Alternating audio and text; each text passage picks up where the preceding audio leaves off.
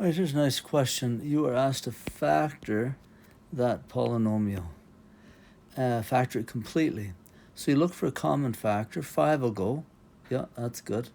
And then, oh, you found that w to the fourth will also go. Excellent. So now you have 5w fourth times w cubed minus 216. So that, if I see a cube there, I'm thinking maybe that's a difference of cubes. The only thing is to figure out what that is cubed. So you can take a look and do the cube root of 216 and see if it comes out even. Or you can just start going and say 5 cubed, see what that is.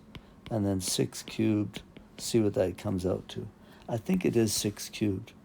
And so this is w cubed minus 216 is 6 cubed.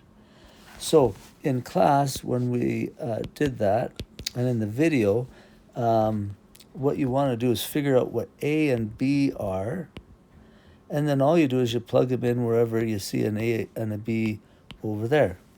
So here, the thing that's cubed is a w in ours. So that's what I want to plug in for everywhere I see an a. And the thing that is b is this thing, and that is 6. So I'm going to plug in a 6 everywhere I see a b. Okay, so a is w minus b is a 6. Okay, and then a is a w squared plus a is a w and b is a 6. I got to make sure my 6's don't look like b's. Plus b is a 6 again, 6 squared.